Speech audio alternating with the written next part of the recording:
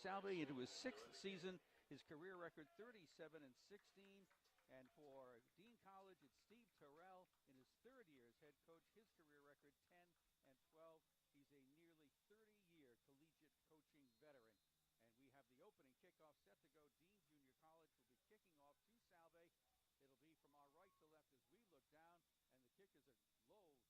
Will be scooped up at the 30-yard line, to the 35, to the 40-yard line, to the 45, and finally pushed out of bounds is Salve Regina. And on the return for Salve, Dylan Mirabile, right? Dylan Mirabile. Mirabile is what I meant to say. I knew you did. But he did it was a short kick. He got it at about the 35, brought it out to the 45. So great field position for Salve on a beautiful afternoon here in Newport. It might even be a touch too warm if you're a player, but we're not going to say that very often, so we'll enjoy it while we can. All right, it's going to be Jake Kelleher starting at quarterback, one of the 2 quarterbacks Kevin Gilmartin has used. He's in the shotgun. He hands it off, and this is Mauriello. Joey Mauriello, the freshman, gets the first carry, and he just barely got back to the line of scrimmage if he did that. Yeah, I think he may have lost a yard or maybe even 2. Yeah, they put him back at the 43, so it'll be a loss of 2, and 2nd and 12. Salve goes left to right. In the backfield with Jake Kelleher is a freshman, Joey Mauriello, and also Dylan Mirabile for the most part. If there are 2 backs, right now there's just the 1. Slot formation to the left side for Salve on 2nd and 12. It will be another handoff. There's Mauriello trying to go around the corner, but he's not going anywhere because right there waiting for him is Shannon Moxie, one of the captains for the Bulldogs. So nothing there wide right for Salve in their face with a 3rd and long. He got the 2 yards back. Yeah, he actually had 1 block out front, but he needed 2. And he didn't get that second one, so he did get back to the original line of scrimmage, 3rd and 10. Now, Kelleher is a guy that runs the ball fairly well, but a little bit erratic passing. Is that fair to say? Yeah, he's not too efficient, but then same could be said for Tyler McGovern. So passing is a work in progress. Back to pass is Kelleher looking, throwing out on the wing. Wide open is Danny Hoffman. He's going to be right around the first down marker, but a little short of it. A yard short, and that was a good throw. That was right on the money, and he just turned and got to the 9-yard mark. He needed to get 10, so let's see what happens. 4th and 1. Salve looks like they're going to go for it at the 46 of Dean. Left to right they go. Kelleher goes deep into the shotgun formation, and he's going to punt it from there, and it's not even Kelleher. Ball is knocked down. Penalty flag is going to be thrown for a roughing the kicker. The ball ends up at the 10-yard line. And in to do the punting for Salve was Tyler McGovern, setting up like a shotgun quarterback. The punt was very effective, but Tyler went down with some contact, and there is roughing the kicker, and that's enough for a Salve first down. It's not going to be routine with Kevin Gilmartin in charge. And that time on 4th down and 1, kind of a quick kick results in a quick penalty. And I kind of thought they might even go for it on a 4th and 1, being that they were in Dean territory, but it turns out just fine this way. Now, whether this is going to be a big penalty or just a small one, either way, it's going to be a first down. Mark Mesnick is the referee this afternoon. A little conversation going on. They'll mark it off from the line of scrimmage, which was the 45. Just 5 yards. 5 yards. It's not roughing. It's just running into the kicker. So it's 1st and 10. Salve now at the 41 of Dean. Now Mike Saunders is the center. Yeah, they get a little break there to keep this drive going. In the shotgun goes Jake Kelleher. And movements, and Salve is going to be guilty of a false start, and it's not Kelleher, it's Tyler McGovern at quarterback. A lot of guys were jumping that time from Dean College, so it's kind of a 50-50 here. Let's see what the call is. Yeah, they're having a conversation, so it's not obvious. Each team has a member pointing the opposite way. Of course, the officials in the shoulder pads. False start. It is going to be Salve, false start. A lot of guys jumped for Dean, so they must have seen some movement, and which caused it. If it's one guy, usually that's the encroachment call. Well, Tyler McGovern, the quarterback, actually took a step back expecting the snap, and it didn't come. Then the linemen started moving. All right, 1st and 15. Now at the 46 of Dean. Back to pass. McGovern throwing over the middle and right into the arms. Brian Lawton down at the 20-yard line. wide open, up the middle. Ryan Lawton with the catch. A 1st and 10 Salve at the 20-yard line. 26 yards on the pickup. Nothing wrong with that pass from sophomore, 6'5", 240-pound Tyler McGovern out of Attleboro, Mass. Again, not both passes so far have been on the money, so maybe this passing game will get straightened out, maybe right here. Slot formation left side. Snap to the shotgun quarterback. Kelleher this time. He throws. It's batted away. Nice defensive play by Shannon Moxie. Well, he needed to throw that ball to the outside where the defendant wasn't, and he ended up throwing it to the inside right where the defender could bat it down. It's almost as if Kevin Gilmartin is alternating his quarterbacks.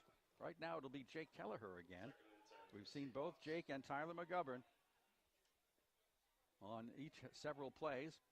The ball at the 20 of Dean, 2nd down and 10. The lone setback is Joey Mauriello, just a freshman. Slot formation right side this time, 4-man front Dean, and the handoff is Fate, kept by Kelleher. Gets around the right side, 15, down to the 10 and pushed out of bounds. That's probably a 1st down. I think he stepped just inside the 10, although the official looks like he might have his foot just outside. Either way, they're moving the chains. Jake Kelleher on the play fake up the middle, goes wide to the right side. He is an excellent runner and showed right there as he got him to the 10. 1st and 10. It looks like it's 1st and goal. Yeah, it is. They have that second chain lying on the ground. On the near side hash mark. Slot right. Handoff. Mauriello had an opening, cuts inside and dives inside the 5-yard line. Thought about going wide left, then changed his mind and cut back sharply up the middle. Nice run that time by Joey Mauriello. Yeah, good vision that time. He didn't really have a way to go outside, so he cut back in, picked up 5, 2nd and goal from the 5. Well, if I'm Dean, I want to know where Brendan Nunes is. He's the top receiver, and he's wide to the right. And Kelleher might keep too. You don't know with this team. From just inside the 5, 2nd and goal, moving on the front line. Here's the throw into the end zone, going back, making the catch is Brendan Nunes. I think it's going to count. It should, because jumping across was the Dean front line. This should hold up. Kelleher to Brendan Nunes, right upper corner of the end zone. Here's the official indication. Offside infringement against Dean is refused. No, thank you. We'll take the touchdown pass. Kelleher to Nunes. Yeah, we'll take the touchdown pass. We're funny that way. So an opening drive. Salve puts up a touchdown, assisted by a costly running into the punter penalty that kept the drive alive. On for the extra point is Andrew Verre, awaiting the snap. Here it comes. Here it goes. That looks good to me. It is good. 7-0 Salve, early 1st quarter action. It's more action coming your way after this on WADK. Nothing beats dining out and hanging out on Newport's waterfront at Midtown Oyster Bar. Midtown's expansive lunch menu is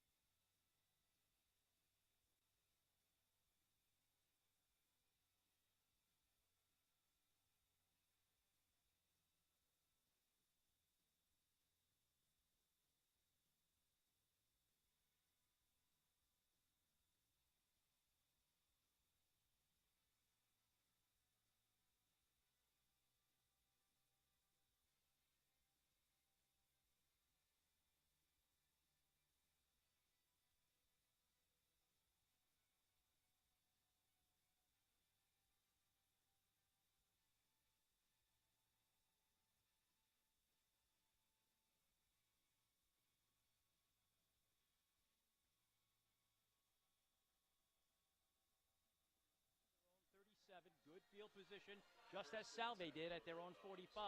Let's see what Dean can do with it. All right, at their own 37, Dean goes to work under the direction of freshman quarterback Terrell Watts. High set behind him. Deep back goes up the middle. Finds running room. That is DeAndre Grange, another freshman. Going straight ahead. Getting up to the 41-yard line and a pickup of 4. Right to left go the Bulldogs here in their first possession of the game. DeAndre Grange is a freshman. Also in the backfield, usually Mark Dew, a sophomore. Very young team here. In the shotgun now, Terrell Watts, slot right. And the hand up goes to Grange again. He tries the right side, picks up a couple of yards, not much more than that. As he is stopped over there by a good penetration of John Salute, the defensive end, one of the captains of this Salve team, along with the other defensive end, Brandon O'Neill. Tyler D'Erico is a linebacker and one of the captains as well. So it's at the 43 where it's third and about 4. Dean looking for a first down here. They've got some big guys up on that front line. 300 pounds, 260, 270, 330. Big time size. Well, now if they could create a hole, they need 4 yards. Under center, Watts on 3rd and 4. Fakes the handoff, rolls out, being pressured, throws. It is caught and complete and a first down. Pass is caught out there by Dean's 87. I don't have an 87. Of course I don't have an 87. No, we don't have it. We don't have anybody, so I can't tell you who caught the pass. I can tell you that making the tackle was Drew Balistreri, the junior linebacker. It's 1st and 10 at the Salve 49. Watts under center again. We'll give it to his deep back and charging ahead, spinning and churning, picking up nice yardage that time. For Dean is Ibn Adrian. And that gain is to the 45 of Salve, a pickup of 4, 2nd and 6. Ibn, I-B-N, Adrian. A-D-R-I-E-N, out of Newark, New Jersey. All right, Adrian comes out, and back comes DeAndre Grange. 2nd and 6 for the Bulldogs. Bulldogs on the move for the first time. Salve leads 7-0. Dean trying to come right back and respond. Slot formation to the right side. Shotgun for Terrell Watts. Looking to throw. Quickly does on the slant pattern. It's caught. And with the catch and the immediate tackle, Quintus Reid made the reception, but he was stopped right away. Watts pass complete to Quintus Reid. So that gain is down to about the 42 of Salve. Brings up a 3rd down and 3. So the Bulldogs are mixing it up. Sometimes Watts goes under center. Sometimes he goes shotgun. He is a very dangerous runner. So far, he hasn't tried. 3rd and 2 for the Bulldogs. And out comes the big center, Jordan Reyes, 300-pounder, a junior. Watts is going to have to call timeout. He's not sure of the play. He only had Grange in the backfield with him. So we're in the first quarter. Salve scored on their first possession. And now Dean College trying to come back and answer with their own march. This 3rd and 3 play should be interesting. I'm going to guess, and it's not too wild of a guess, this is going to be a 4-down territory situation. It's a non-conference game, so you might be a little bit more aggressive here than if it were a conference contest. Boy, we had a great night last night for playing football out of Portsmouth. Beautiful night. Now we've got ourselves a great afternoon full of sunshine. Might be a little toasty if you're wearing a football uniform. So from a spectator's point of view, this is pretty darn cool. All right, the line of scrimmage is the 42 of Salve. It's a 3rd and 3. The Bulldogs are going right to left as we look down from the press box at Toppa Field on the artificial turf. Watts will work under center. Grange is behind him, the single setback.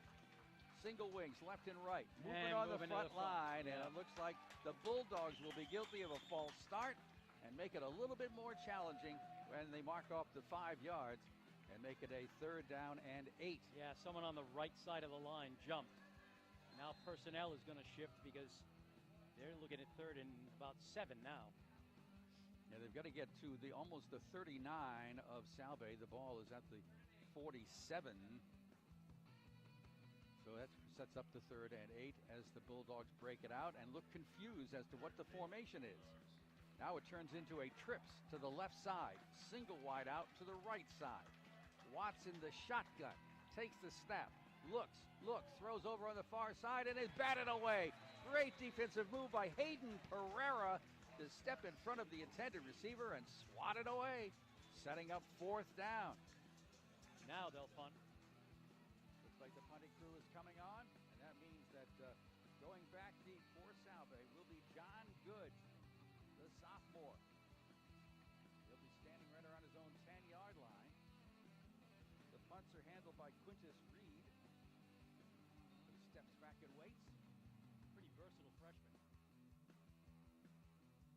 There's the snap. And he's going to throw it downfield, and it is going to be incomplete. Oh, let's see if they get a flag. They They will do. get a pass interference because never turning around was the defender.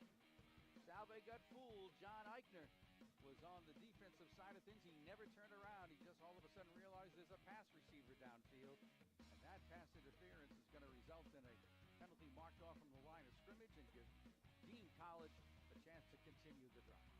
Well, what happened on that play is that, as you said, the defender never turned around. Wow, that's a long one.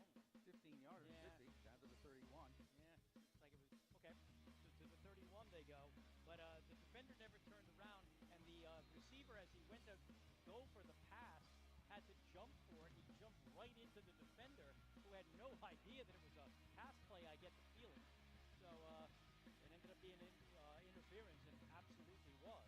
Well, a 4th down penalty helped Salve mount a scoring drive. Let's see if this 4th down penalty does the same for Dean. And both coaches being a little creative on punt formations. Watts with a quick pass overthrows his intended receiver, Tyjon Poole, on the right side. Quick looking pass over there in the flat. Incomplete. 2nd and 10 for Dean College. We're in the first quarter. About 8+ minutes to go, and it's 7-0 Salve. This is the first possession for the Bulldogs. And they are at the Salve 31, 2nd and 10. Now you have to understand, Quintus Reid, who's the punter, is also the backup quarterback. Out come the Bulldogs in a shotgun formation with a slot formation to the right side. Watts has the snap. Little pitch over here. And caught in the backfield by Hayden Pereira is the intended run by Errol Bro. He set up as a wideout to the right side, came across to the left, took the pitch from Watts, and waiting for him was Hayden Pereira coming up from his cornerback position. That was a really fine play. And that's the second big play by Hayden Pereira from the defensive backfield. A loss of 10 on that run.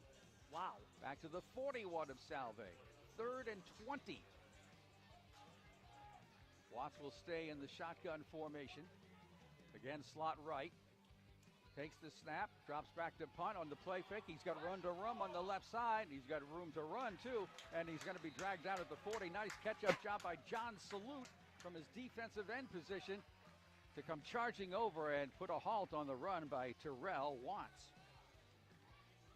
Gain of 2 yards to the 39. It sets up 4th down and 18. Now let's see what happens. Looks like a punt formation, and we've got a different guy punting this time. One of the big guys, Corey Billups. Now, what do they have in mind here? A snap to an up back, perhaps? Corey Billups awaiting the snap. He gets the snap, and he gets it away. Nice Good punt. high kick. They'll let it bounce inside the 1, and it will get into the end zone for a touchback. Corey Billups, by the way, I was looking to see his size. He's a mere 6'2", 260 pounds. That's one of your bigger punters. Oof. So Salve holds. Helped out by some very clutch defensive plays, and they'll start at their own 20-yard line after the punt into the end zone. And back to work will go the Seahawk offense that features center Mike Saunders, 6'1 junior, 265.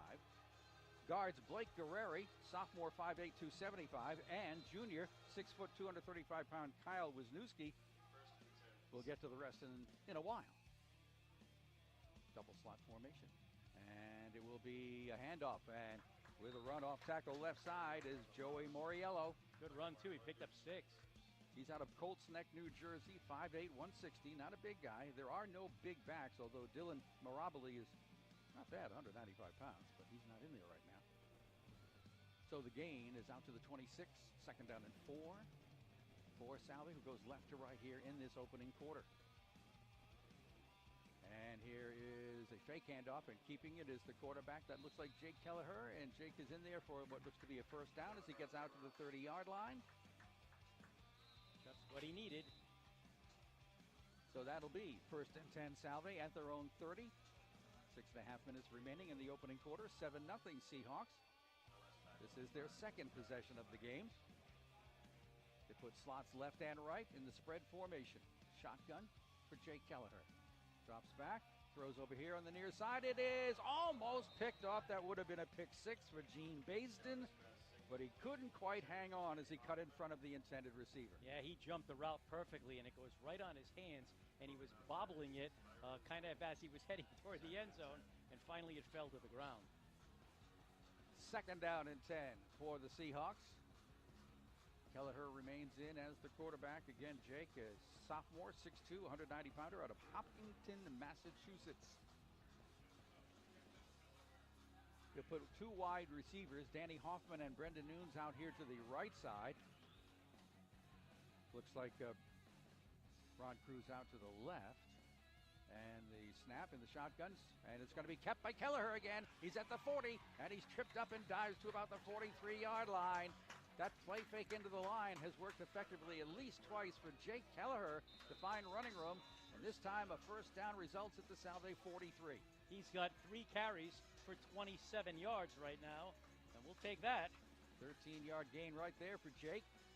Good size, good runner. Mauriello's his single setback. He's on Jake's right shoulder. Trips to the right side. And it will be a handoff to Mauriello, going wide around the left side. What the burst of speed by Mauriello right in front of the Dean bench on the far side. Very close to that first down marker. He stepped out a little bit before it, though, but he's into Dean territory. They'll mark his forward progress. Just inside the 50, it looks like. Looks like the 49 is where they'll put it down. Exactly that. That'll be second down and about 2 here for Salve. Mixing it up, runs up the middle, runs going wide, play fakes, pass now and then, trips to the right again. Shotgun for Jake Kelleher, gets the snap, fakes to Mauriello, throws it downfield, turning and looking and making the catch is Brendan Nunes. Penalty flag is thrown. Could be some contact by the defender out there, David Marino Silver, but now they may say it's Brendan Nunes who pushed off. Really? No. Now they're pointing. Yeah, I didn't think so. Good call, though. I mean, there was contact. There was a little hand-to-hand there, but it was definitely the defender, I think, that committed the penalty. They're not happy, but down to about the 20-yard line, maybe the 19. It is the 19, and it was an underthrown pass, but maybe by purpose because Brendan Nunes stopped the pattern and kind of jumped over the defender to make a really nice catch. Picked up 30 yards on the play. First and 10 at the Dean 19-yard line. Trips now set up on the left side. Kelleher gets the snap, gives it to nobody. He keeps it himself.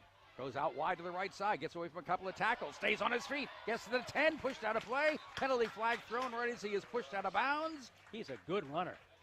I mean, this is not just a good runner for a quarterback. Looks like the call being made by head linesman Josh Freeburn. They only give him the 13, and they're picking up the flag. They are picking up the flag. So the gain stands for Jake Kelleher. About 6 yards. As he tried to go off tackle right side, then decided to go wider, shook off a tackle and went wider still, and got down to the 13. And again, breaking tackles as he went. He's a strong runner. Second down to almost 4 here for Salve. They put the trips to the left side again.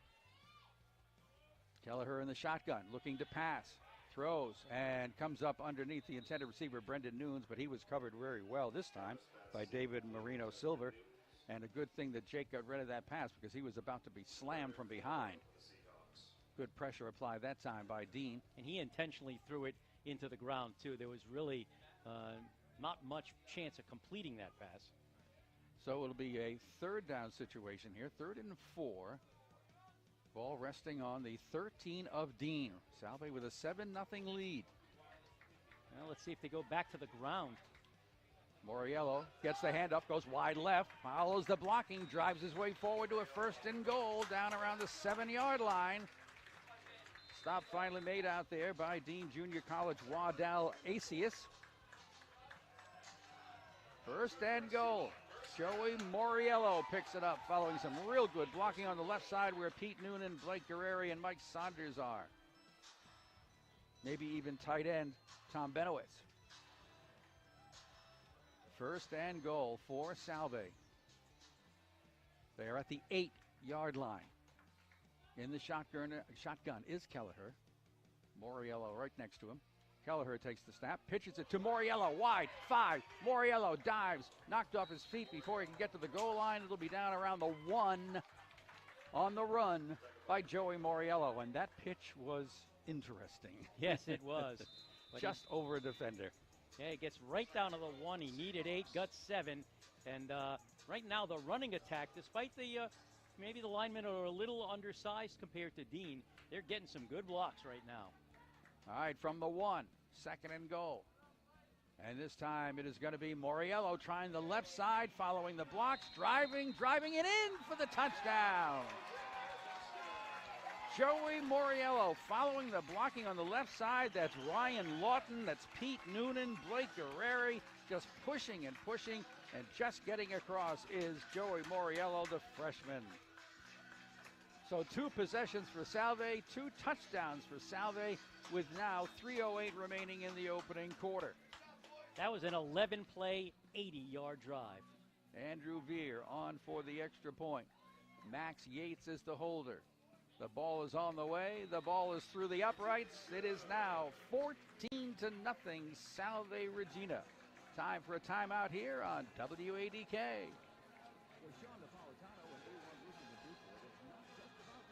It's about peace of mind. That's why all roofs installed by A1 are warranted. A1 Roofing is the GAF Master Elite Roofer, a distinction held by less than 2% of roofing companies nationwide.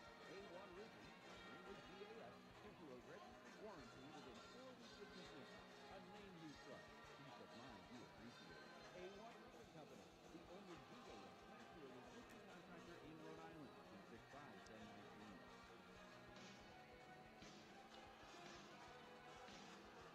You are listening to Salve Regina University football on WADK, WADK.com. Bob Angel with Jim Ascoli and producer-director back in the studio, Dan Marcello. Andrew Verre to kick it off. 3 men deep here for the Bulldogs. The kick, long, high kick on the far side will be picked up at the 15-yard line. Up to the 20, to the 25. Rolled around and caught is Errol Bro. This time a much shorter return. And the Dean offense will go to work. And it looks like they'll be starting on their own 26-yard line. That time about a 10-yard return.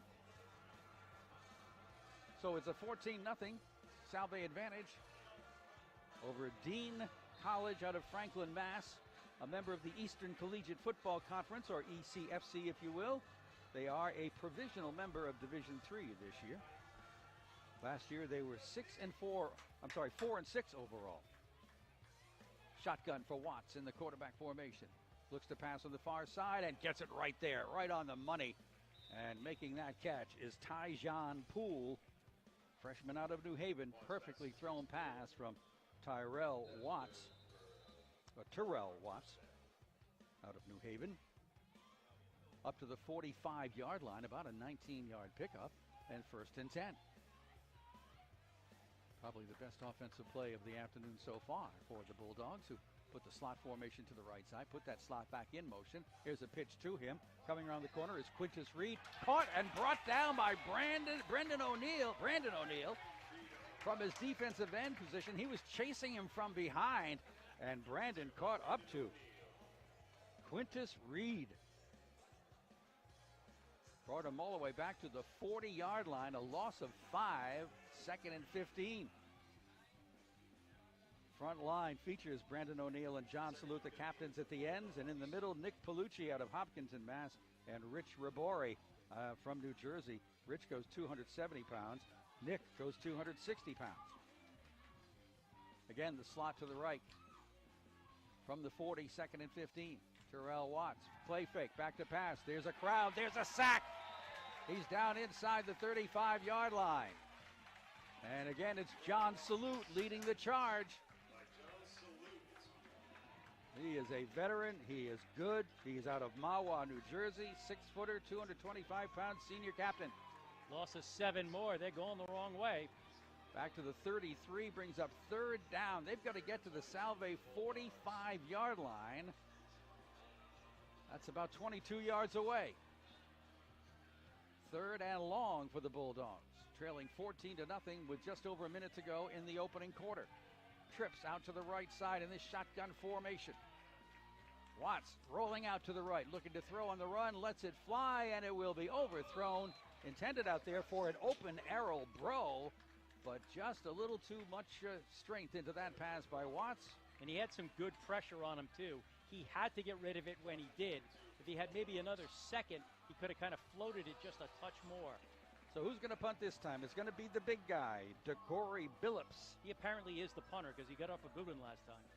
And back goes John Good for the Seahawks. John's a sophomore out of Rockland, Mass, and some whistles are blowing here. Let's see if we can get the chain squared away, I guess, before we let the punt fly away. The line of scrimmage is the 33 of Dean. They've shown signs here and there of some interesting offense, but for the most part, no consistency. Yeah, I was going to say, they just moved the chains, and they need those chains to be there. I mean, if Dean runs a play, and gets close to a 1st down, you'd like to know where it is. Snap. Billups will get it away. High kick.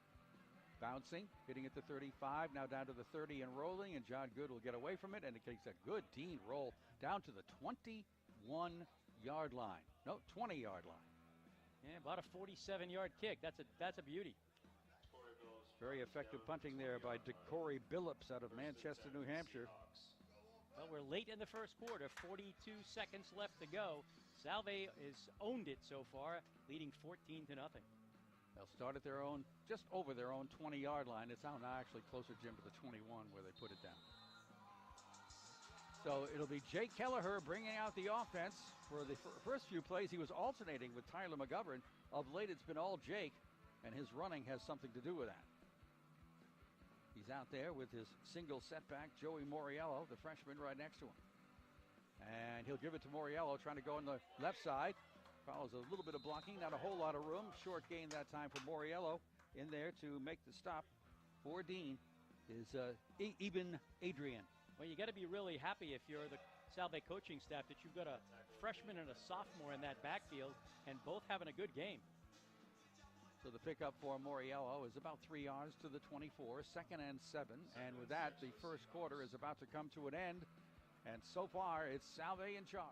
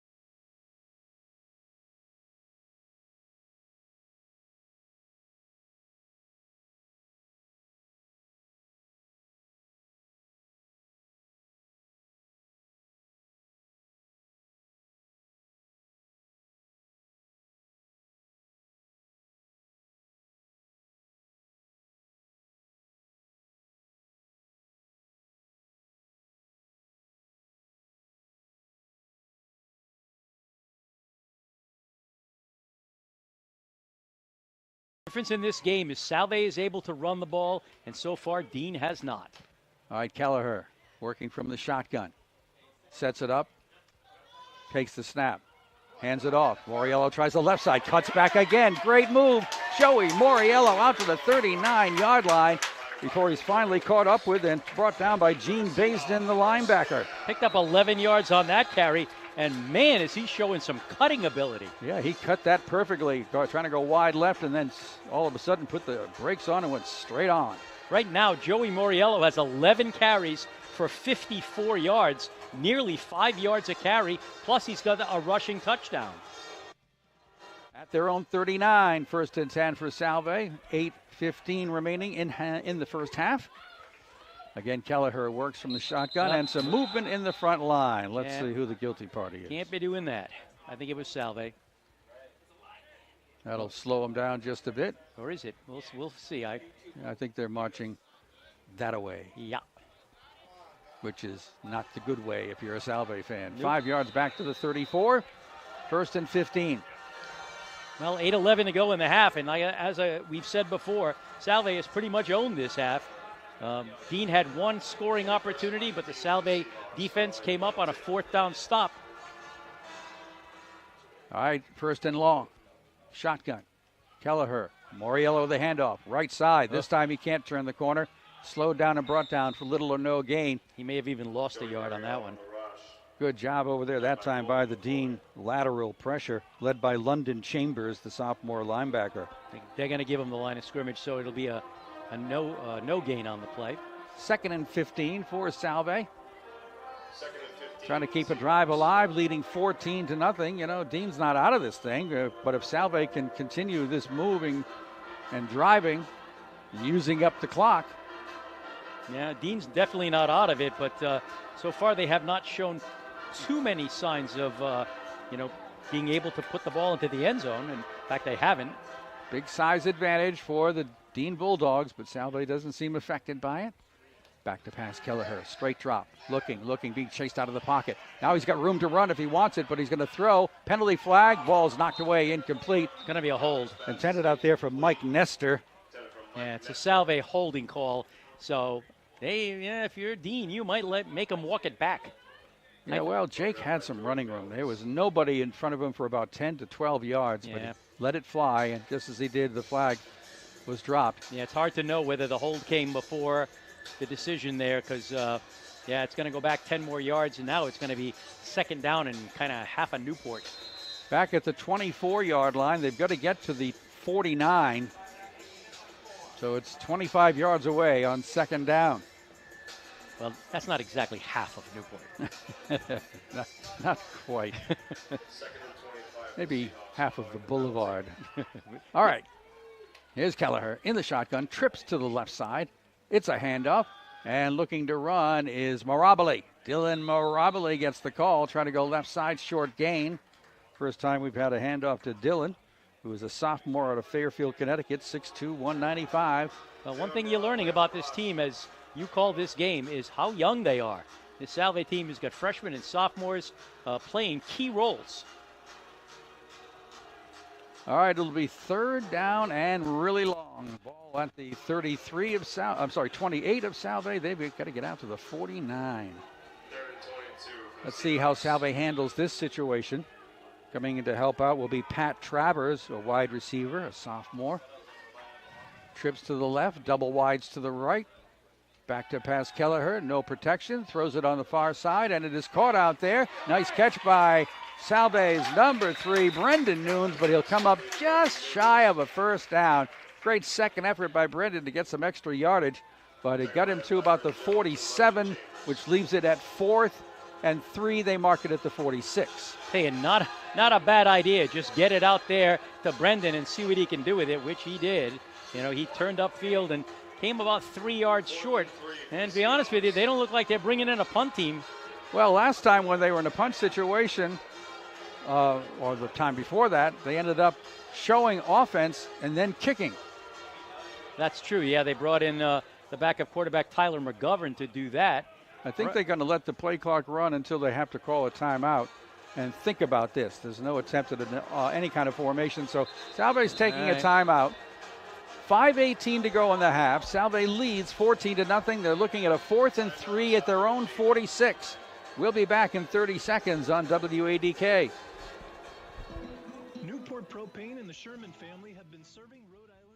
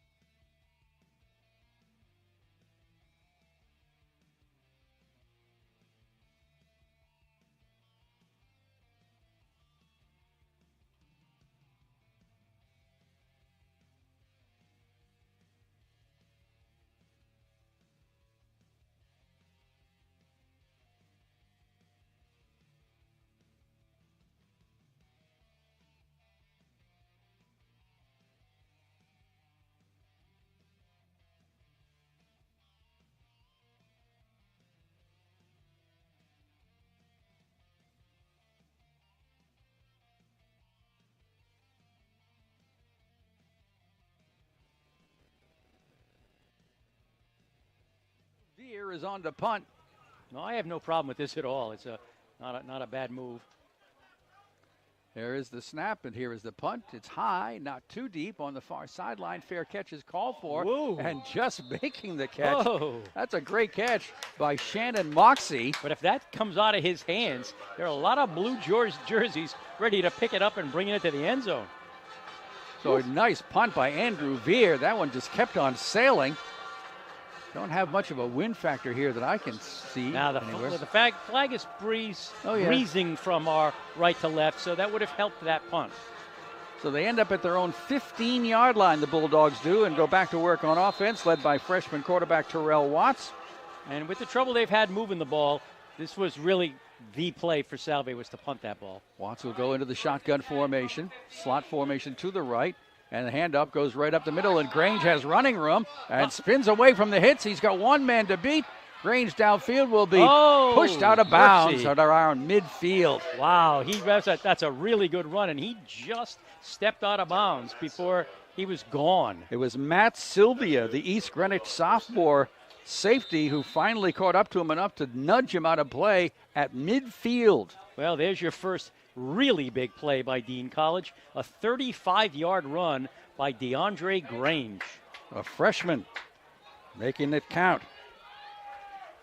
Big gain for the Bulldogs. Watts wants to pass. Throws it far downfield, and it is knocked away. Oh, what a great timing leap to knock that one away by Salve Regina. Julian Burris. And let's see who that was. Do I have him out there? That's John Good. John Good leaped up and just did deflect that pass. Nice play. The receiver was actually a step ahead of John. Just enough underthrown for Good to get a hand on it. Yeah, that was a really, really fine play. 2nd and 10. Trips to the right side. Salve 4-man front. Watts, play fake, looking to throw. Comes out and overthrows his intended receiver, probably on purpose. Quintus Reid was out here in the right flat. Yeah, he was by himself. I mean, he could have made some sort of a move. That throw was a little behind him. That almost was a lateral. But it did go out of bounds, and they're not calling it a lateral. It'll be 3rd down. 10. And 10. Let's see how the Bulldogs want to handle this. Let's see if the Salve defense can continue to thwart these threats that the Bulldogs have been able to mount every once in a while. Single wide out left, double wides to the right. Dual backfield, back to pass. Watts throwing long, down the far sideline, and overthrows his intended receiver. 2 penalty flags are thrown. The nearest official did not throw a penalty flag. It's amazing, isn't it? 2 other officials way downfield or crossfield did throw flags, and apparently they saw something the official very close did not see. Yeah, there was a receiver, a defender, and an official within 3 yards of each other, and 2 flags came from, a long way away. So it's going to be 15 yards down to the 35 of Salve, and Dean gets to keep their drive alive.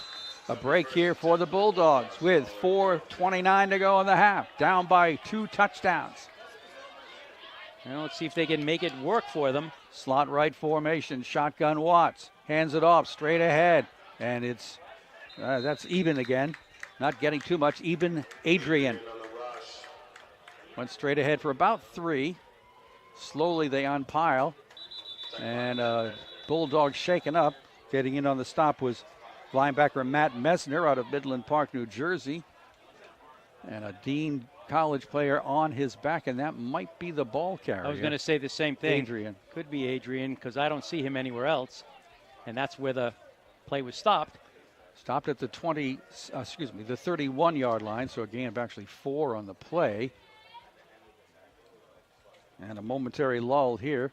We have 4:14 remaining in the half. Salve's up 14-0. Adrian now in a sitting position. They're just kind of slowing him down before they let him stand up. And here he comes, jumping back up. It is even, and he looks to be okay. Yeah, maybe landed on the football. Looks like he's shaken up a little bit, but I think he's going to be fine. Junior running back out of Newark, New Jersey, Eben Adrian. Are there any seniors in this game? Boy, I'll tell you, it's freshmen and sophomores. Well, I tell you, Salve lost 26 seniors through graduation last year. My goodness. So, yeah, a little replenishing going on, and a lot of it is being done by youth. 2nd and 6 for Dean College. They'll use a split backfield beside or behind the shotgun quarterback, Terrell Watts. Takes the snap, pitches it wide, and looking for running room is Reid. Jumps over a defender, gets the first down, and heads out of play inside the 25-yard line. Very smart run by Quintus Reid. Yeah, they could have had him before that, but he kind of jumped over a tackler, and he gets down to the 24-yard line, pickup of 7 yards and a first down. Even though he went over the sideline, they do not stop the clock. The ball is now at the 24-yard line. 1st and 10 for Deans. They do have plenty of time. They're mounting another threat. So far, they haven't been able to get into pay dirt. Trips to the right side. Watts in the shotgun. Gets the snap. Looks to throw. Goes far side to the left. And this one is going to be overthrown in the end zone off the fingertips of the intended receiver, Julian Burris. But even if he caught it, I think he would have been out of play. Yeah, it did seem that way. So Watts just a little off the mark there again. The receiver had his man beat, this time by a couple of steps. They've got the quickness and the speed. Burris, Reid, Bro, Poole. Yeah, a lot of the passes have been either incomplete or we've had penalty markers thrown. He's only completed 5 passes, and 3 of them were very short yardage. 2nd and 10 at the Salve 24. Slot right formation. Watts hands it off right up the middle, and there's Grange with some running room. Gets down to about the 15-yard line before he is finally stopped. Getting in there again was Matt Sylvia from his defensive safety position. Up to the line comes Dean in a hurry at the 15 on 3rd and 1. Watts gets the snap, hands it straight ahead. Grange has room on the right side, dives down to about the 6-yard line before he's brought down. And that time, making the stop for Salve. Getting in there was Charlie Connell, the strong safety. Up to the line of scrimmage again. The Bulldogs, 1st and goal at the 6-yard line. Hurry up offense. Look for Reid again. He's as hot as a pistol right now. Slot right formation. Grange the single setback. Gets the handoff. Big hole in the middle, but he stumbles and loses his footing. Balistreri helps bring him down around the 3-yard line. It looked like Grange could have gone right in had he not lost his balance. I meant to say Grange if I didn't. I think I might have said Reid for some reason, but he does get to the 2-yard line. 2nd and goal. Dean taking charge of the line of scrimmage. Now they slow down the offense a little bit and do not come up to the line of scrimmage. Now remember, if they score a touchdown here, and it looks for all the world like they're about to, they're going to get this thing to 14-6 or 14-7 or 8 and be right back in it heading into halftime. All right, Watts goes to the shotgun formation. He's got Reid behind him. Quintus gets the handoff. He goes up the middle, spins his way through into the end zone, and that's a touchdown for Dean. So Quintus Reid, the freshman from New Haven, just went right up the middle, spun away from the initial hit, and walked into the end zone. Bulldogs are on the scoreboard. Now looking for the extra point kick, and those chores belong to Nick Grimaldi. And it's not going to be Nick. It's going to be somebody else. It's going to be Colby Moore lining up for the extra point. There's the snap. It's on the ground, but the ball is down, and the kick hits the upright and comes back. A low snap on the ground was set up just in time, but Colby Moore only could do it off the upright left side, so no extra point there for the Bulldogs. 14-6 Salve with a minute 48 remaining. A 30-second timeout right here. They play for team. They play for speed. They play for the love of the game. They are the athletes from your hometown. DD Mercedes-Benz and DD Volvo Cars of Tiverton present the Athlete of the Week with Bob Ingram. Listen every winter for the DD Mercedes-Benz, DD Volvo Cars of Tiverton Hometown Athlete of the Week. Exclusively on AM 1540 WHS.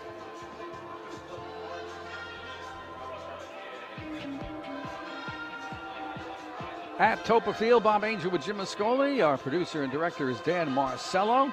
It's 14-6 in favor of Salve. Dean back in the game, and don't forget they will receive the opening kickoff in the second half. There is a large crowd here, as usual, at a Salve game. I wouldn't call it a packed house, but there are a lot of people here. And most of them have my parking spot. Here is the kickoff, and it's a low line drive, And end short. over end.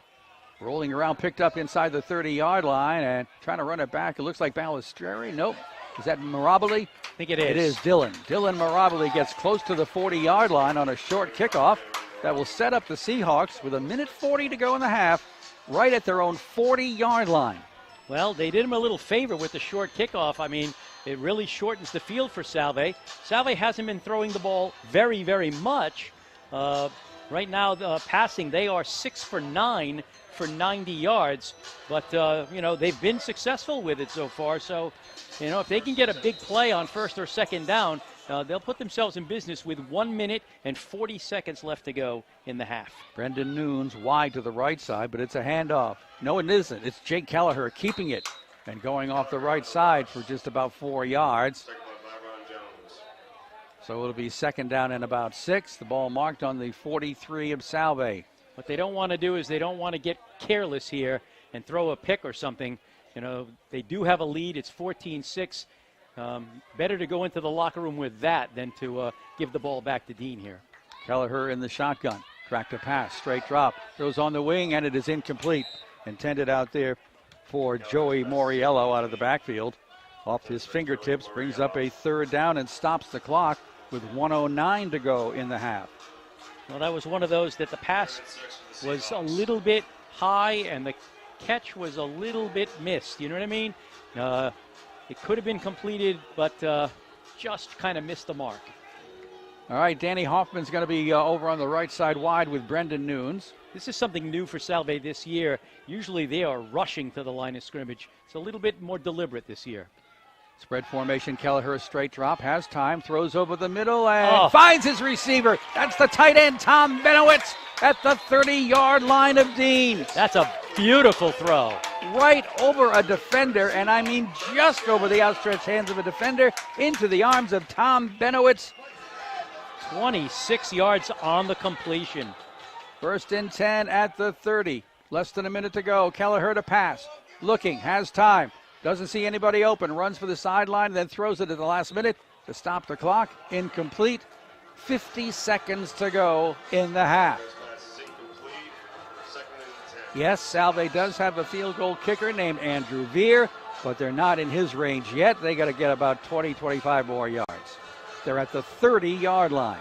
Yeah, so they're obviously with 50 seconds to go in the half. Again, Nunes will set up wide on the right side with Hoffman. Snap to Kelleher, straight drop. Drops it off a little screen. It's caught by Mauriello. 25, 20, 15. Still on his feet. And then finally pushed out of bounds right around the 5-yard line. Joey Mauriello out of the backfield, wide open. I'll tell you, this has been a pretty impressive drive so far. They say he went out at the 9-yard line. First and goal, Salve, with 40 seconds left in the half. Salve goes back to work. Kelleher in the shotgun, puts trips out to the right side. Snap, whistle. timeout, Salve. All right. At least it's not a penalty. 40.5 seconds remain. Salve leads 14-6, first half action. They are threatening at the 9-yard line on first and goal. Jake Kelleher has had himself a very productive first half, both running and passing. And now it's a challenge to see if he can put his team on the board one more time before the half runs out. Now they're in field goal range, too. Jake Kelleher is 7 for 12, 111 yards. He's thrown a touchdown pass. Running, he's 6 carries, 29 yards, nearly 5. But Joey Mauriello, 12 carries, 54 yards. And he's also caught that pass just now for 21 yards receiving. So those two guys have really been a great tandem. And, of course, give some credit to the offensive line for making sure they have time to do what they're doing. Yeah, the offensive line, Mike Saunders at center, Kyle Wisniewski, Blake Guerreri at the guards, Pete Noonan and Elian Telford at the tackles. So at the 9, it's first and goal for Salve. Kelleher by himself in the shotgun formation, trips to the right side. Kelleher pump fakes, just dumps it down over the middle, incomplete, intended for Danny Hoffman, who was slanting right across from his right wide-out position. Stops the clock. Now 37.8 seconds to go, second and goal. You know, they were about 5 or 6 yards more than an extra point from here, so a field goal is certainly an option if they don't get the score out, on third down or second down. Mauriello will join Kelleher in the shotgun formation. Handoff, Mauriello gets off tackle, trying to escape from it, can't, gets down to about the 5, holding on and making a good, solid tackle for Dean Junior College. To give him credit, that was apparently even Adrian, who comes in to play some defense, as well as running every now on offense. No, I take it back, it wasn't even. It was Travis Byers. Another timeout called. 30 seconds to go. It's going to be third and goal. Now at the 6-yard line is where they mark the forward progress of Mauriello. So let's see what Salve has in mind. And will indeed they settle for a field goal attempt if this doesn't put up 6 points on this next play? I think they would. If they're confident that he can hit it from here, unless they, run the ball or get the ball down to the, half-yard line, I think they'll take the 3 if it comes to that. All right, Salve's offense heads up to the line of scrimmage. Third and goal at the 6. Nunes and Benowitz split out wide to the right side, as does Danny Hoffman. It's like 4 wideouts now on the right side. Kelleher being rushed, throws into the end zone, intercepted in the end zone. Boy, oh boy. And this is Adrian finding running room. He is going to be chased and caught from behind. It's not Adrian. The ball comes loose on the tackle. They say it was down. The ball came loose. A helmet came loose. Travis Byers with the interception and a saving tackle at midfield. I think it might have been Danny Hoffman who caught up to him. We've got Salve clapping at midfield. Let's see what this is all about. This may be coming back. Boy, I saw nothing resembling that. Pass interference against Dean. Oh, my goodness. So the interception is wiped off. The return to midfield does not count. We're going back to the other end, and Salve's going to get another chance. It'll be third and goal. It'll be from the 3. Half the distance, so that'll get it to the 3. Not an automatic first? Not sure. I'll wait for an indication. Yeah, we'll see about that. Our referee is Mark Mesnick. Wow. He gave the penalty indication. Boy, I'll tell you, that is an enormous break for Salve if they get points on the board. If they don't, it's no big deal. But down to the 3 it goes. Watching the chains to see. Right now it says third down. Yes, it does. So I think it's probably going to stay there. So it is third and goal, apparently, from the 3. Kelleher gets to learn his lesson on the fly. Don't do that again. That's the only thing is a turnover here that can mess this end of the half up. 19 seconds left in the half. Salve with the ball. It is going to be a third and goal situation. Half the distance marked off, but not an automatic first down. See how Salve sets it up. They put Brendan Nunes wide right. They put Danny Hoffman wide right. It was either Brendan or Danny who caught that interception return by Byers, who caught up to him, that is. But as it turns out, the penalty nullifies all that. Salve gets another chance. Well, that was an awfully quick penalty, too. I mean, that play took maybe 2 seconds to develop. Pass was over the middle in the end zone. A lot of Bulldogs were nearby. And I know maybe what was happening is that the Salve guy, it is first down, by the way, the Salve guy was knocked off the ball, which kind of cleared somebody for an interception. So Salve does take its last timeout. And it is an automatic first down. As they do change the marker over on the far side to first down. So no more timeouts for the Seahawks. The ball is on the 3, first and goal. So with 18.9 seconds left, you've got time for at least 2 plays. Let's see how it goes. The Dean defense getting fired up. Salve has no timeouts left, however. All right. Dean has 1. So you don't have to pass the ball, but if you run, you better be can't ready to stop the clock. Yeah, you better be ready to run up and spike it. Out comes the Salve offense. If you're going to run, you have to call 2 plays. Jake Kelleher at the quarterback controls has Joey Mauriello right next to him in the shotgun. Hoffman in the slot to the right out there with Brendan Nunes. Kelleher fakes the handoff, keeps it, and it's dragged down, hauled down. Big time tackle made by Brett Williams. 290-pound defensive tackle, and apparently Salve did have a timeout left because they're calling one. Well, yeah, the scoreboard had nothing where the timeouts left was. I thought that meant 0. But he lost about almost 3 yards on that.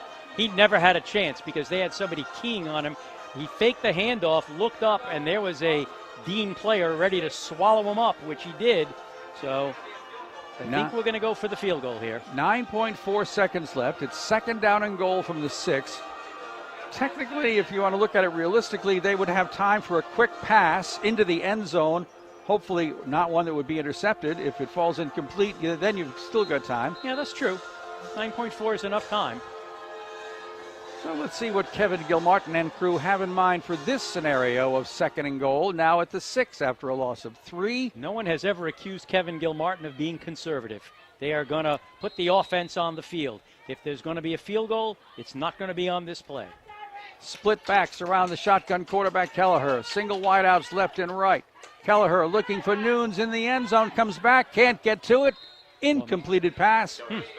And that will bring up third down. And now with 4 seconds to go, that will bring on Andrew Verre for a field goal attempt. It's from the left hash mark, so he's going to have a little bit of an angle. So we'll see how that plays. They'll put the ball down at looks like the 13-yard line. Now, let's see, they might take another step back. I think it's the 6. Oh, you mean where they're going to, yes, exactly. So a 23-yard field goal attempt. For Andrew Verre, veteran kicker out of Wethersfield, Connecticut, the senior, awaiting the snap. There it is. Ball's down. The kick's on the way. It's plenty long enough, and it's accurate, too. The last play of the first half is a 23-yard field goal by Andrew Verre. And as we go to the break at halftime at Toppa Field, it is 17-6. Salve Regina leading Dean College. Lots of action in that first half. We've got a whole nother second half yet to come. And, of course, a lot of halftime activity here as well. The scene is Toppa Field at Freebody Park in Newport, Rhode Island, right next to the International Tennis Hall of Fame. The surface is artificial, installed last year by Salve Regina University. And this is a non-conference game between 2 pretty close foes. Dean not that far away, up on 495 in Franklin, Mass. All right, we will take a timeout. We'll come back and get into our halftime situation. So stay with us here on WADK and WADK.com.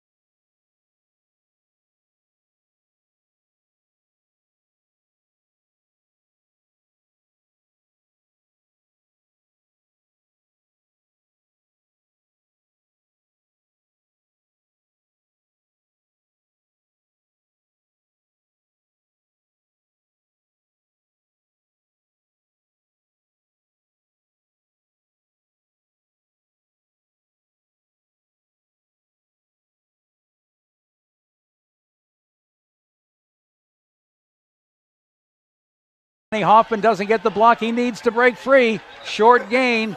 Giving him about a yard. Ron Cruz was supposed to throw a block out there, and he missed his man. And thus the tackle is made, and is going to force Salve to punt from the 46 of Dean, the line of scrimmage.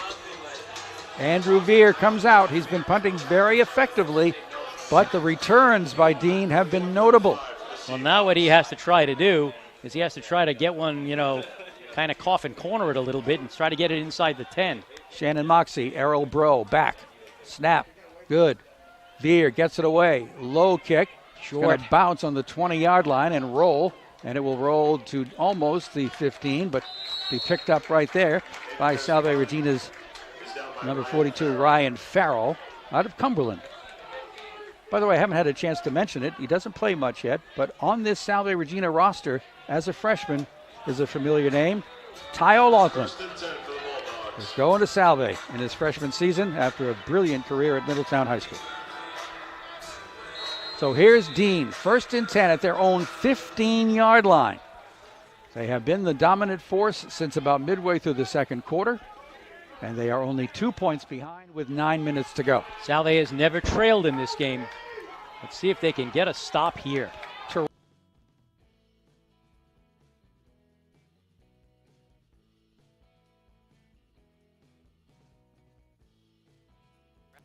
Over there by Brandon O'Neill, and also helped out by the line.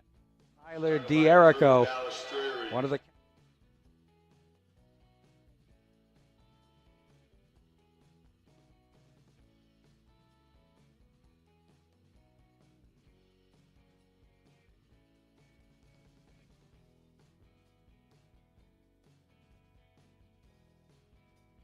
and move it.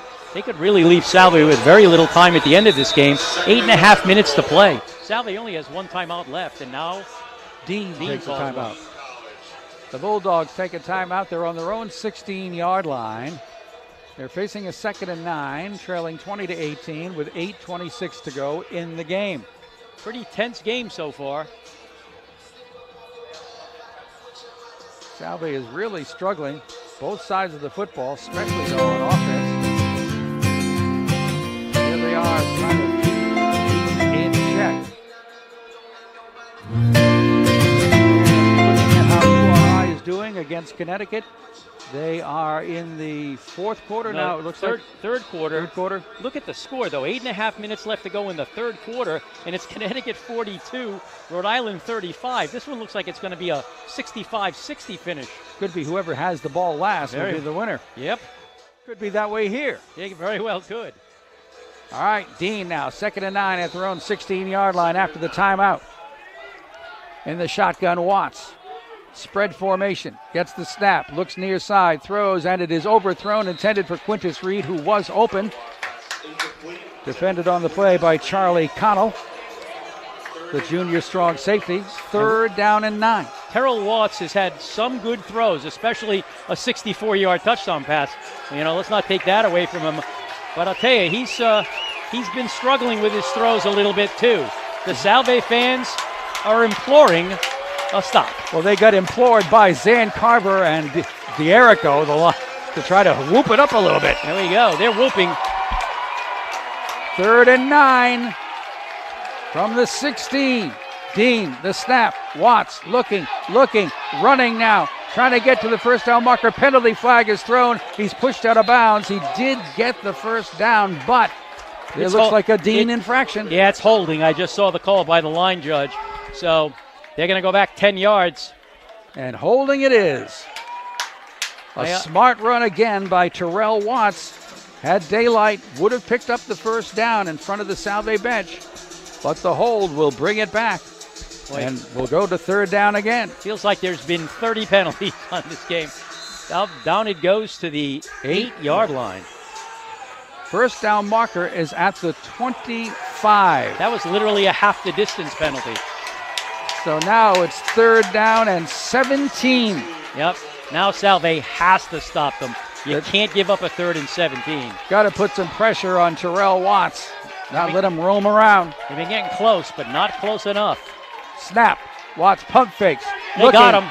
Penalty flag thrown. Watts on the run will let it fly, and it is incomplete. The intended receiver fell down. That was Julian Burris. Everybody on Dean is asking for a penalty. You got a lineman on one end and a receiver on the other. The only flag, I believe, is going to be against Dean, though. One of the Dean players is down back at the 5-yard line. The penalty is against Dean, but the pass was incomplete on 3rd down. So it will be declined and force Dean to punt from deep in their own territory. Well, just what the Salve defense needed is what they provided. Ricky Benson was the man down, but he gets up and walks off under his own power. 330-pound, 6'4" captain. Okay, there was a lot of frustration on a lot of Dean players on that play. There was a lineman who was coming after the official, and he had to kind of be pushed away by his own teammate. So it'll be a punting situation. And big Mr. DeCorey Billups is going to be in his end zone to punt it. Johnny Good. Yeah. Salve should have great field position. Is his middle initial B? Oh, really? Is it John B. Good? Well, here's the punt. It's away. It's short. It's a spiral. Bounces at the 35 and then rolls in a Dean favor out of play across the field around the 45 of Dean College. Yeah, it's probably inside the 45, 41. So Salve did their job on defense. The defense gives the ball back to the offense in tremendous field position. Now let's see what the offense can do. Time remaining 7:33. Salve clinging to a 2-point, 20-18 advantage. And give the Salve fans and sideline a little bit of credit too. 1st and 10 Salve at the 41 of Dean. Joey Mauriello, who has been such a key factor, the freshman back, standing behind the shotgun quarterback Kelleher. Joey gets the handoff, looking for a hole on that off-tackle right side. Not much there. Brought down quickly. Once again, this time by Corey Simmons out of Taunton. He gets 1 yard on the pickup. So, again, they are starting to look for him. And that's the problem, is that Salve's offense has been in the hands of Mauriello and Kelleher. You keep tabs on those two, and you pretty much shut them down. You have to wonder how much confidence Kevin Gilbarton has in the passing attack. Play fake. Back to pass. Kelleher throws long downfield, and it is caught by Brendan Nunes! Leaping up over the defender inside the 20-yard line. The big play man, Mr. Nunes, is on the spot. Well, if you're going to have confidence in the passing game, it's going to be confidence in Brendan Nunes. 23 yards on the pickup. Salve inside the Dean 20. Junior from Attleboro, Brendan Nunes with a big catch there. Jake Kelleher had just enough strength in that pass to find Brendan. 1st and 10. Here's a straight-ahead run by Mauriello. He's grabbed and brought down, but not before he picks up some decent yardage. In there on the stop is Travis Byers again, along with Corey Simmons. And picks up about 4 or 5 yards. I'm telling you, one of these times, Kelleher is going to fake that handoff, because right now there's room for him to maneuver, but he hasn't really, they haven't called that number yet. Picks up 4 yards on that one. It's going to be 2nd down and 6. The ball is at the 13-yard line. Salve needs a touchdown to make it a 2-possession game. Yeah, make no mistake, they're looking for the touchdown. Trips to the left side. Kelleher, straight drop, throws over here toward Nunes, tries to make a one-handed catch. Wow. Guarded very closely by Shannon Moxie, and it's incomplete. That is the one official that when plays have happened near him, he's not been, he's letting them play a little bit more than the other officials. So it will be 3rd down now and a little less than 7. The ball here is on that 13-yard line. The play is motioned in from the sideline. Trips will be over on the left side, including Hoffman, Lawton, and Cruz.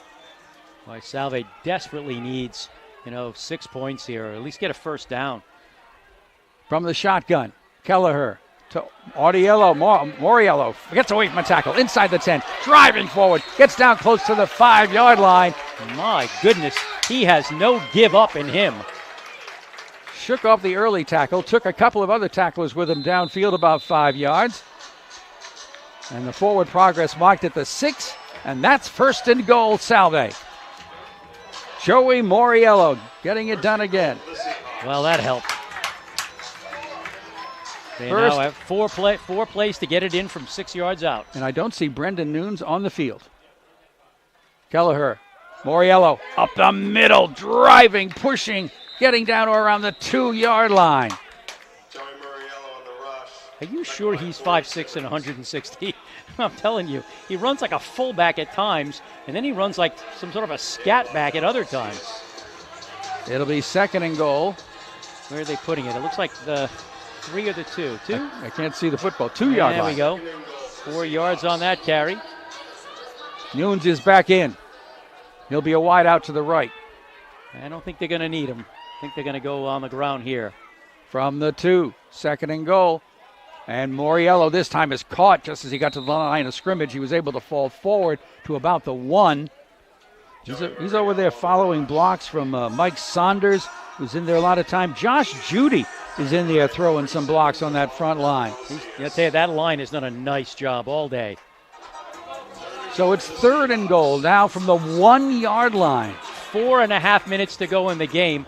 This is 4-down territory unless they get a big penalty or something. I don't think they'll set up for a field goal. I think they'll say we'll try our, we'll roll the dice and you go 99 if we miss. They've had success to the left. It will be Mauriello trying to drive right over the middle. He stretched it out and he got it across. Touchdown, Mauriello. Joey got stopped before the goal line. He simply stretched out his arms, put the ball across the goal line.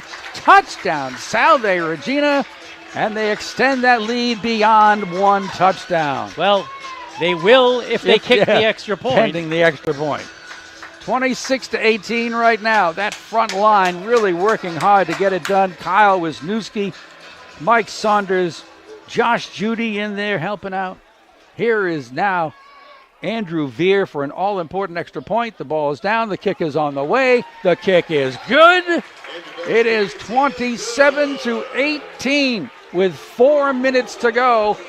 That's a 9-point lead for Salve Regina. We're going to take a 30-second timeout. A 30-second timeout right here.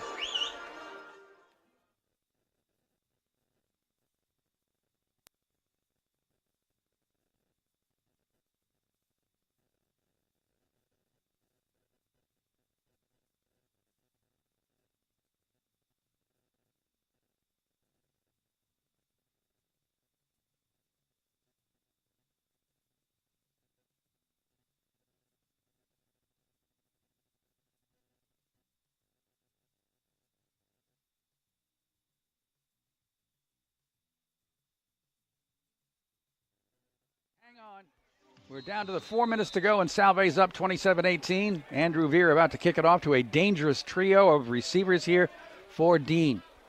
Here's the approach. The kick is a hard, high, end-over-end kick. It'll come down to the 15-yard line to the 20, 25, 30, and busting his way through is Cade. He gets all the way out to over the 45-yard line.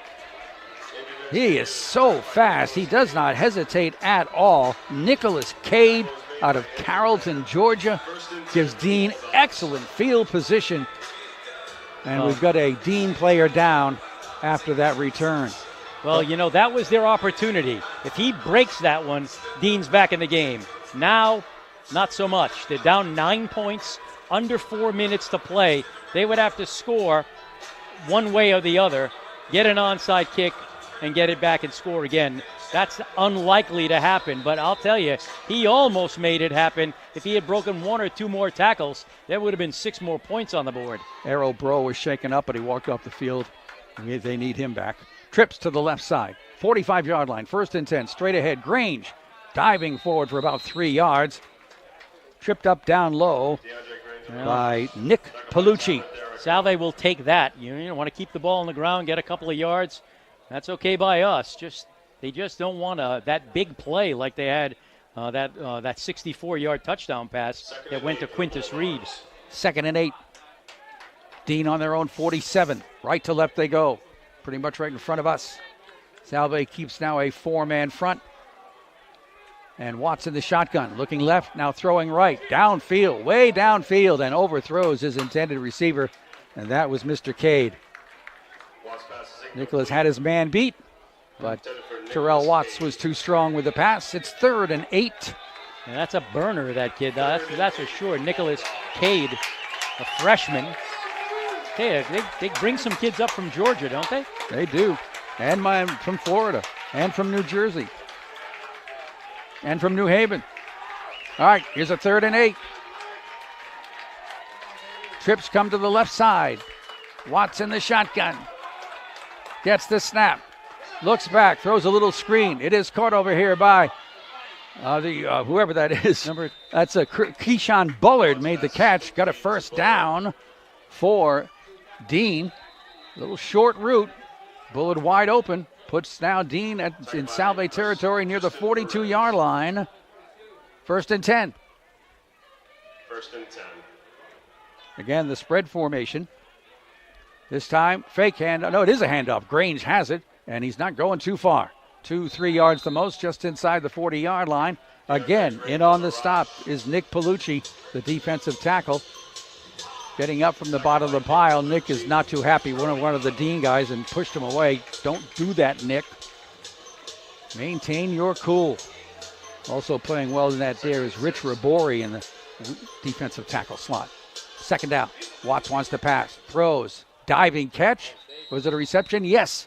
Errol Bro made a diving reception right around the Salve 30-yard line, and that's enough for a first down. Dean on the move with 2:20 to go. Trips to the left side. Clock is running. Snap. Grange running. Off tackle, right side, down to about the 25-yard line. DeAndre Grange on the rush. Clock is working in Salve's favor. Picks up about 5 yards or 6 maybe on that carry, but we're down under 2 minutes. Matt Messner made this stop along with others. They're at the 25-yard line. 2nd and 4.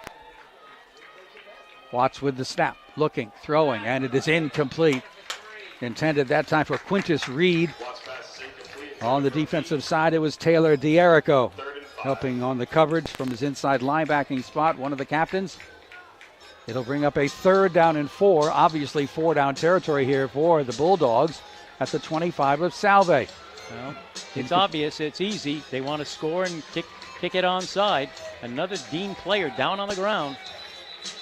1:44 to go. One of the linemen down on all fours right now. It's funny because, they are the bigger unit, but sometimes in a warm day like that can cause cramping and all kinds of stuff. Salve seems, a little bit more used to these conditions, I guess. Well, Ricky Benson has had a tough day. He's been down a few times, shaken up and getting up and coming back in. This time it's not Ricky, though. This time it's number 56, and that's Justin Elikuma from Atlanta, Georgia. He's going to have to head to the sidelines for sure, and he may end up staying there. He's a little wobbly. Let's see what the Bulldogs have in mind here. They're at the 25 of Salve. They're looking at a 3rd and 4. There's 1:43 to go. Salve's lead is 27-18. Salve looking for its 2nd win of the season.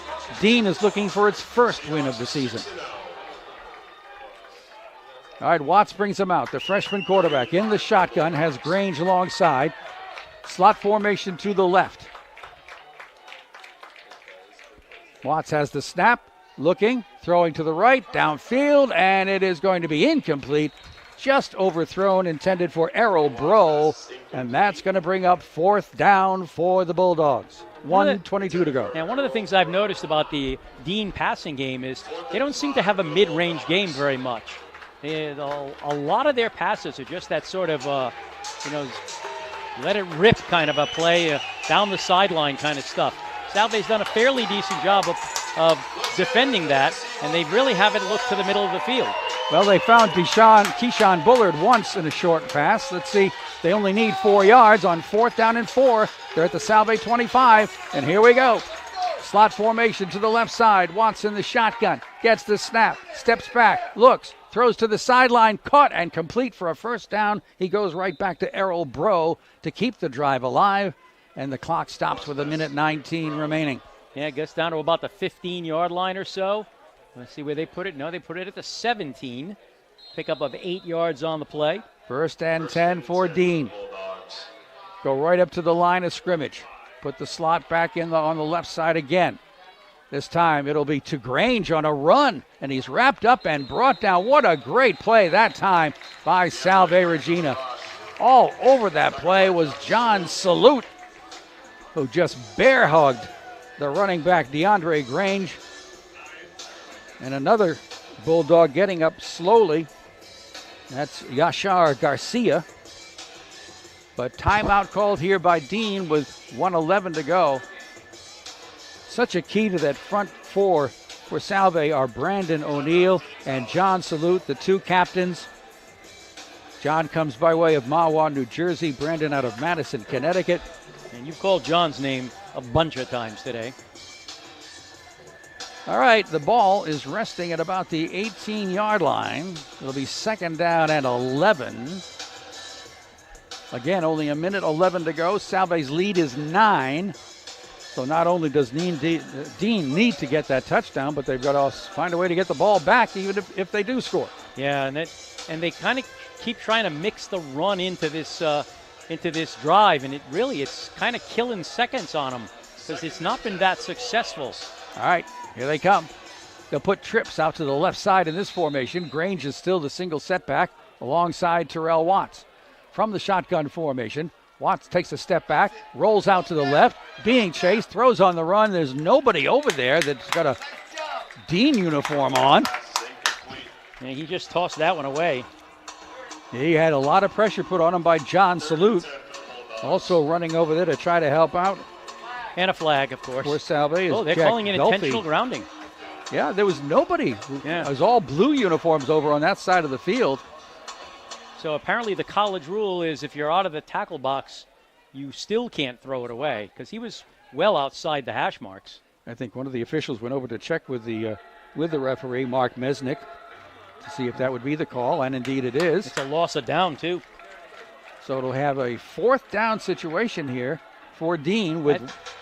Third down. Third down? Yeah, that was only a second down play. Okay. And out to the 32 it goes. It'll be third down. They got to get the ball down around the 9-yard line, yeah. 9 or 8. Yep, we're out the 8, so. All right. It's a long one. Here we go. Trips go out to the right side in this formation. Right to left. Go the Bulldogs. And on the play fake, a flip over here on the wing. This is Quintus Reid looking to get away from the defense. Does manage to do so and drive himself out of bounds, or driving him out of bounds. Good play by Tristan Perez to not let Quintus Reid get away.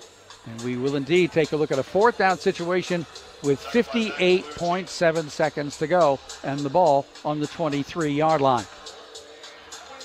First down marker around the 8. It's all or nothing here for Dean College, trailing by 9. What a hard-fought game. Not the prettiest of football games, but a real good battle.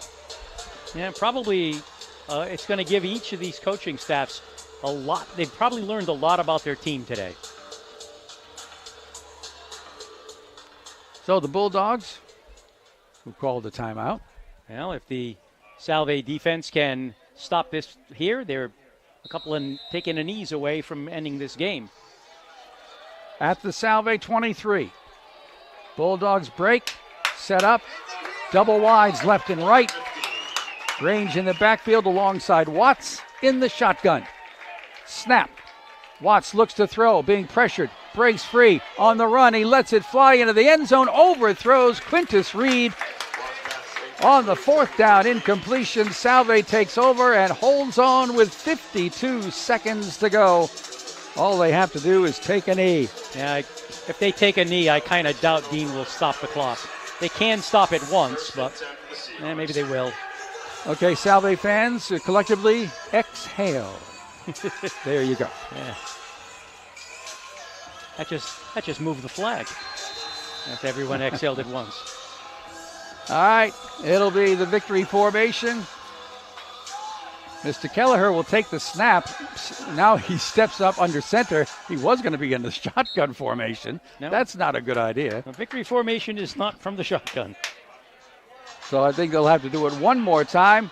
Just take their time before they take the next snap. Couldn't quite run out the clock with the one snap. This one should do it as we count down to the 30-second mark. And Dean charges into the front line and gets a little aggressive, but hopefully calmer people prevail down there. And they will.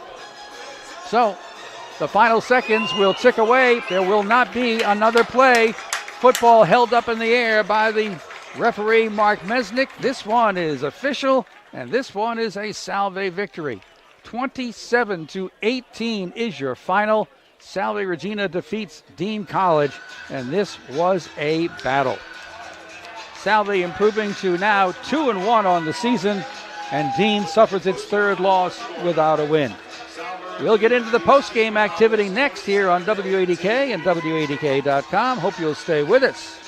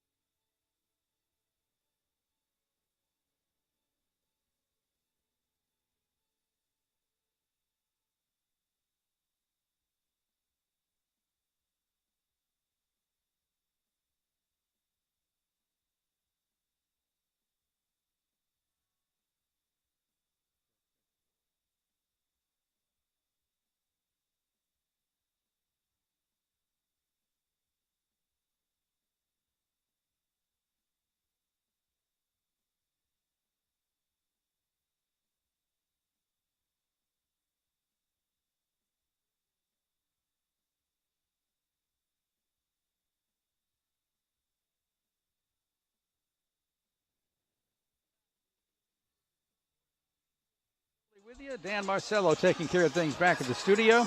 By the way, if you are looking for the perfect spot before or after a game, you can't go wrong with Fieldstones on East Main Road in Portsmouth, serving lunch and dinner every day. Or at Atlantic Grill on Aquidneck Avenue, Middletown, serving breakfast, lunch, and dinner every day. I know for a fact a lot of Salve students love going to Atlantic Grill for breakfast. It's a locally owned restaurant, both of them. There's a group that offers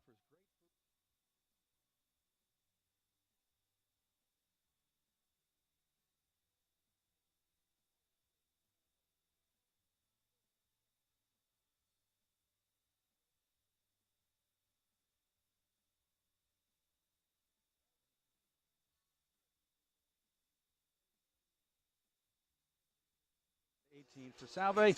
We'll turn to Mr. Ascoli and recap the scoring in this rather adventurous little game. Yeah, here. It wasn't an artistic success, but if you're Salve, it was a win, and that was good enough. Salve looked like they were going to dominate this game. That just did not happen, but they were early with 11:47 to go. They took the opening kickoff and went 55 yards in 8 plays. Brendan Nunes took a 5-yard touchdown pass from Jake Kelleher. They had a running into the punter penalty, which kept that drive going, but Salve had a 7-0 lead. And then about 8 minutes later, with 3:08 left to go in the first quarter, Salve put together an 11-play, 80-yard drive. Joey Mauriello took it in from the 1. Kick was good, and it was 14-0. And, yeah, we were kind of putting our feet up on the desk here, saying this is going to go easy.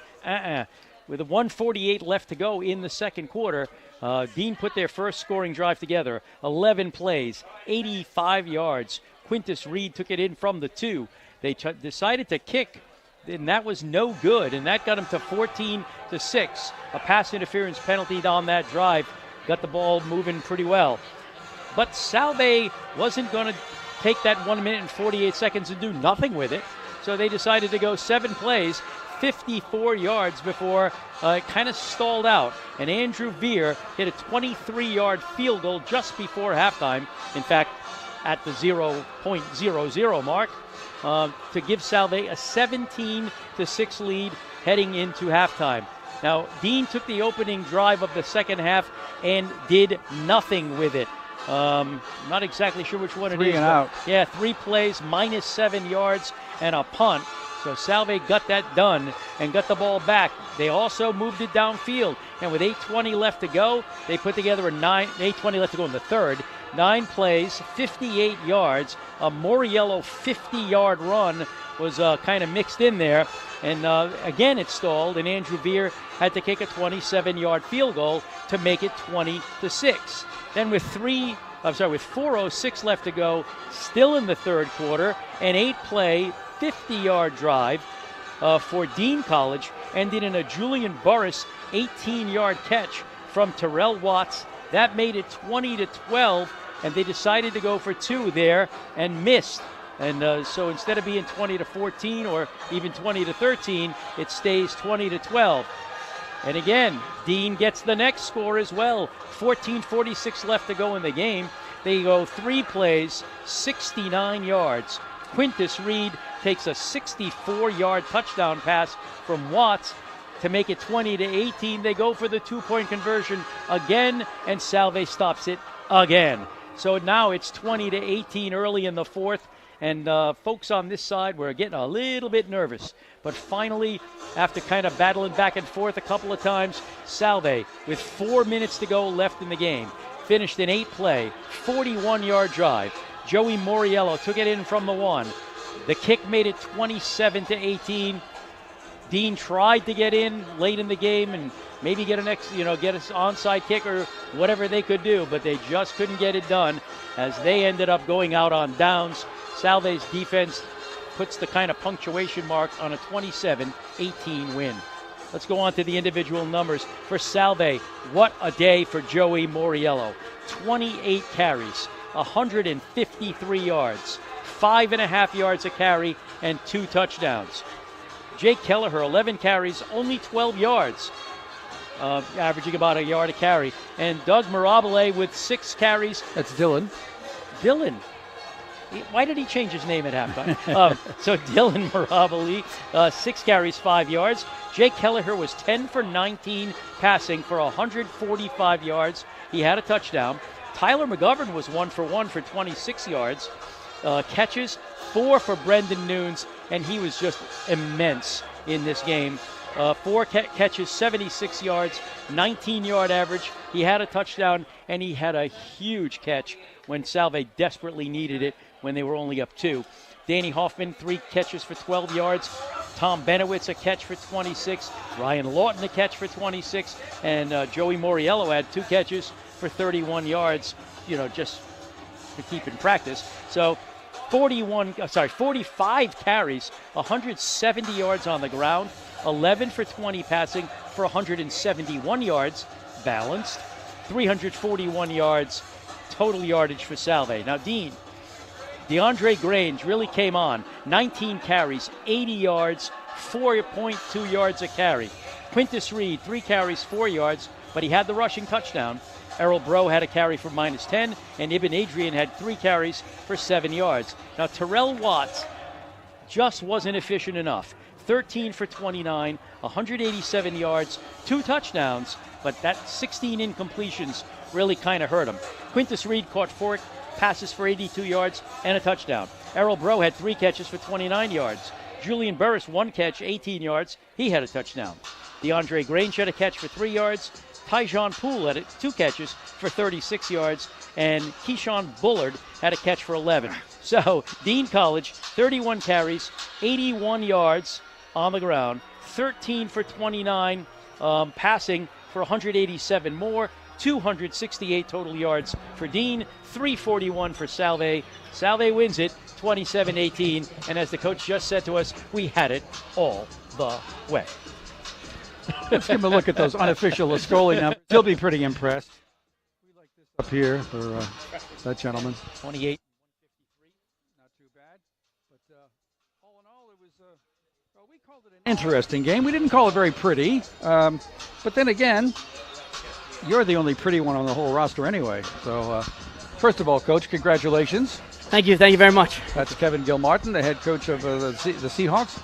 The way this game started, you didn't get too overconfident early on, did you?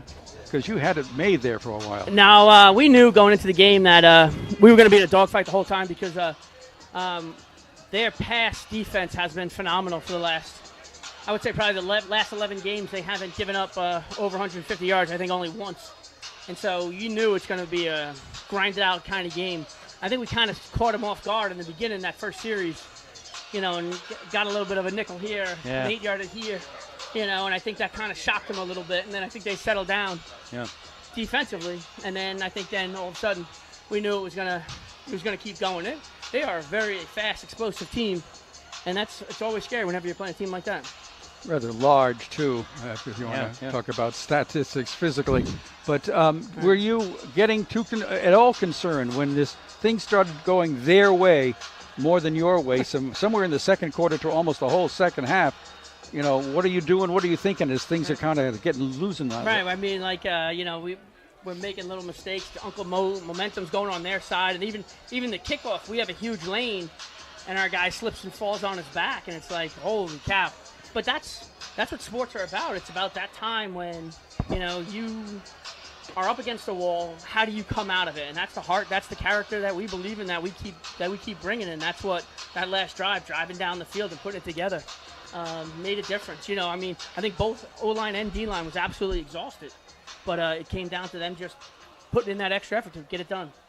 Those two-point conversions didn't hurt either. The stops on those. Yeah. You guys were ready for those. Yeah. Well, we knew going into it that their kicker was a little suspect, and so we expected to be out there for those 2-point plays. So we had the defensive calls ready, and Coach Morzinski made some great calls, and our players stepped up and made the plays. Yeah. You and I were talking the other day about you're still looking at this squad of yours, making decisions, who belongs where and so forth. How is that progressing? You gave Jake Kelleher basically the controls today. Yeah, we really did. We got Tyler in early, but then Jake, because we said this looked like it's going to be a run game, and he's our run quarterback. So that was so we definitely went with him a little bit more. He also scares me a lot because he's, whenever you have an athletic quarterback, you don't know what's going to happen. And, so that's exactly what happens. But at the same time, you have a freshman, Joey Mauriello, playing. We rotated a couple offensive linemen, and so a lot of different players getting on the field, and they're getting experience, and hopefully that's going to help us down the road. And I'm looking at all these freshmen and sophomores. Any of you guys shave yet? Or anything? I still don't shave. There you go. But seriously, that's got to be exciting on the one hand and a little nerve-wracking. That's exactly. You know there's going to be those little bumps and bruises, but at the same time, that's exciting because – we still have talent with juniors and seniors, and it's these freshmen and sophomores that are competing for the jobs, and they're taking the jobs, and I think that bodes well for the future. And you look to Brendan Nunes when you need him, don't you? Absolutely. He's a dude. He's a player. He's unbelievable. And they were doubling him up, coming over the top of him, and saying, you're not going to get it to him. But yet he still got, what do you have here, 4 catches, 76 yards. Yeah, but that last one up down here was huge. Right. Yeah. And that's the whole time was just like, we're going to take it. And they were getting frustrated as receivers, saying, we're not getting the balls. They think, and it's just like, the safeties are creeping up, and then we'll be able to hit them over top. So that's basically the way it happens. Well, that defensive situation, it was bending at times. It never really quite broke. But when you've got Brendan O'Neill and you've got John Salute on that front line, there's some leadership there. Oh, yeah. They're the seniors, 3-year starters, all conference players for multi-years. They're just phenomenal athletes and all heart, too. Every play they're coming at teams. And it makes it very difficult on a quarterback. And so we like when that happens. Yeah, I was noticing, where is he? Nick Palucci a lot. Mm-hmm. Now, he's what, a junior? He's a junior, yeah. And he and Rich Rabori down there battling in there. Nick, Rich Rabori, then Jack Gelfie as well, rotating in on the Jack's interior. the other one, yep. Put the 3 of them in there, and, we're hoping that it's going to continue to get better and better because, none of those, they all got a little time last year, and now they're going to keep getting more and more. And hopefully they'll get more and more confidence. When you got your team together after the game and they're all huddled around you and just totally impressed with your wisdom and your knowledge, what was the first thing you wanted to get across to them? No, first thing we did is clap and celebrate. You got to enjoy the win. Always got to enjoy the win. You know, no matter what it is. If you win 55-0, 19-13, 1-0, you know, it's a win. You take that win and you enjoy it. And that's the first thing you do is enjoy the win because they don't always come easily. And anytime you get one, you better appreciate it. Well, you can enjoy it for a little while. You've got a fairly good team coming at you a week from now. Good team coming at us. At Western Connecticut State's a Absolutely. good program. But you got to feel good. You know, it was a tough one. Wasn't perfect, but it worked. Goes in the win column, and we move forward. That's it. Keep getting better. Keep moving forward. Watch the tape, and hopefully keep correcting some mistakes, and everybody keeps getting better. And for those of you who are listening on the radio and you can't actually see on the camera, Kevin is still as good looking as last year. Absolutely, absolutely. Everybody would agree to that, right? Okay. Oh, yeah. Now, it's unanimous. The I only think. problem is you said as last year. Yeah. You know, I mean, so you don't know how high the bar or how low the bar was at that point in That's time. true. That's true.